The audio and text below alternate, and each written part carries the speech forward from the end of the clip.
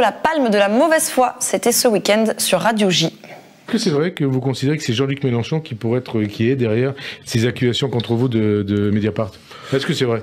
Non mais j'en sais strictement rien. Ce que je sais, c'est qu'Edoui Plenel a appelé à voter pour Mélenchon, que c'est le directeur du journal qui a fait cette enquête sur mon dos. Maintenant, qu'est-ce que vous voulez? Je savais bien. Donc vous faites un rapprochement, toi? Je savais bien que, en me présentant à cette élection présidentielle, je savais bien qu'en suscitant une certaine sympathie et même une dynamique autour de la campagne que je porte, qu'il y aurait une partie de balle-trappe qui serait ouverte, les coups tombent, je m'y attendais, je m'y suis préparé, et rien, mais je vous le dis, rien ne me détournera de cette campagne d'élection présidentielle et des élections législatives qui suivront.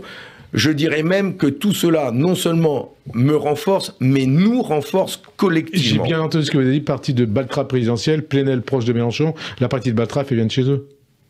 Non, moi je dis, pas du tout, je ne dis pas ça, moi. Les Français jugeront eux-mêmes.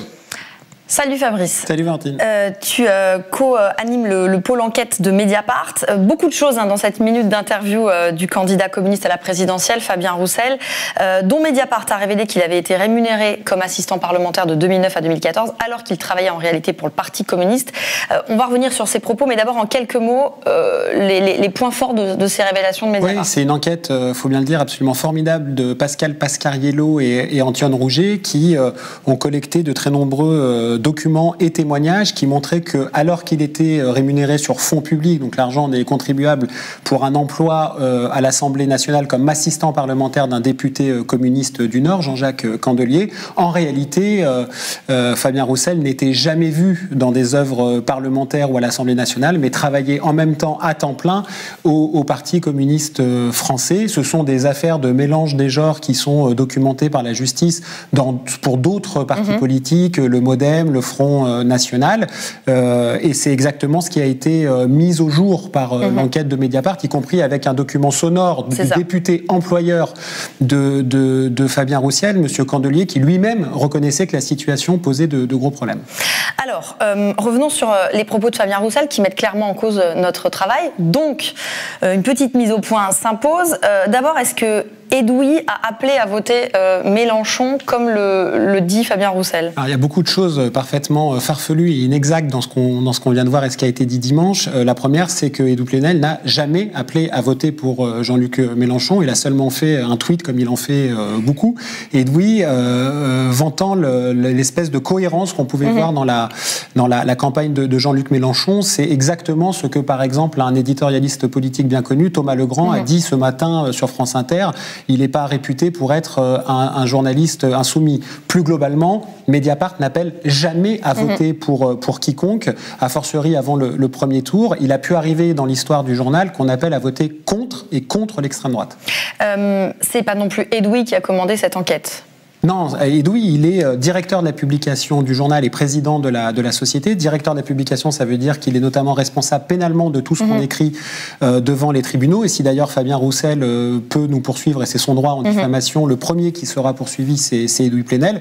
Je dois dire qu'il n'y a absolument aucune plainte en diffamation, mais il n'est pas directeur éditorial. Mediapart a deux directeurs et directrices éditoriaux, Stéphane Aliès et Karine Fouteau. Et Edoui n'a été prévenu qu'avant la publication, mais pas du tout au début de l'enquête, de l'existence de nos recherches. Il n'est en rien derrière tout ça. Est-ce qu'on est pro-Mélenchon à Mediapart ? Mais ça me fait sourire parce que c'est toujours la même chose depuis bientôt 15 ans qu'on existe. À chaque fois qu'on sort une affaire, il y a une sorte de colère toxique, partisane, militante qui se déverse comme ça dans les commentaires et les réseaux sociaux de gens qui ne peuvent pas comprendre ce qu'est l'indépendance d'un journal et son fil, sa boussole qui est de publier des informations vraies et d'intérêt public. Nous ne sommes pas plus pro-Mélenchon que nous serions anti je ne sais quoi, nous sommes journalistes. Et concernant Jean-Luc Mélenchon, nous avons publié beaucoup d'enquêtes, d'initiatives avant même que la justice s'intéresse à certaines pratiques depuis un certain nombre d'années. Antoine Rouget, d'ailleurs, le même co-auteur de l'enquête sur Fabien Roussel, dont tout tout ça n'a absolument aucun sens. D'ailleurs, on est tellement pro-Mélenchon que lorsque ces enquêtes ont été publiées sur Mediapart, Jean-Luc Mélenchon avait réagi, on était en 2018, je le cite, « Plenel, quel naufrage du trotskisme à ce niveau de caniveau après avoir dirigé le monde. Je laisse les gens vous dire ce qu'ils en pensent. À ce niveau d'agression et d'ignominie, il n'y a plus besoin d'argumentation. » Effectivement, à ce niveau-là, il n'y a pas besoin d'argumentation. La démonstration est parfaite de la proximité entre les deux hommes. Exactement. On nous reproche aussi d'être macroniste, faudrait savoir. Mais oui, mais on est toujours l'ennemi du camp d'en face. C'est si vrai sur Emmanuel Macron que Mediapart a publié récemment avec la revue dessinée une bande dessinée qui reprend 5 ans de nos révélations embarrassantes sur le quinquennat Macron, que ce soit l'affaire Benalla, l'affaire Dupond-Moretti, l'affaire Alexis Kohler, l'affaire de Rugy et bien d'autres. Donc tout ça n'a aucun sens. Mediapart ne fait que son métier de journaliste d'informer et encore d'informer, quitte à bousculer certaines convictions. Alors justement, rappelons la méthode, pourquoi on enquête à ce moment-là, comment ça se passe? Oui, il n'en demeure pas moins qu'il peut y avoir des questions légitimes qui se posent de la part de gens qui ne savent pas comment ça fonctionne et pourquoi on sort une enquête à tel ou tel moment. Alors, depuis qu'on existe, on a toujours enquêté sur tous les partis politiques, mais pendant une campagne électorale, ce qu'il faut bien comprendre, c'est que quand on a un candidat, par exemple, comme Fabien Roussel, qui construit tout son message public autour de la valeur travail et du respect de la probité, eh ben, y compris dans ses entourages, il y a des gens qui disent, en fait, c'est pas possible d'entendre ça quand on sait ce qui s'est passé.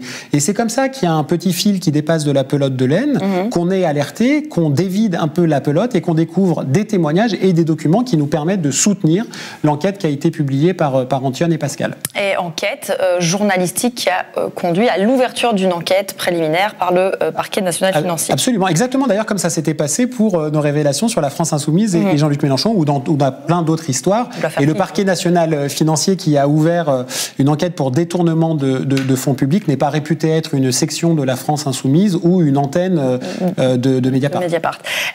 Fabien Roussel donc est présumé innocent et à notre connaissance donc ces révélations ne souffrent d'aucune plainte pour diffamation. Je vous invite à lire les enquêtes de Mediapart sur Fabien Roussel. Merci Fabrice. Merci Valentin.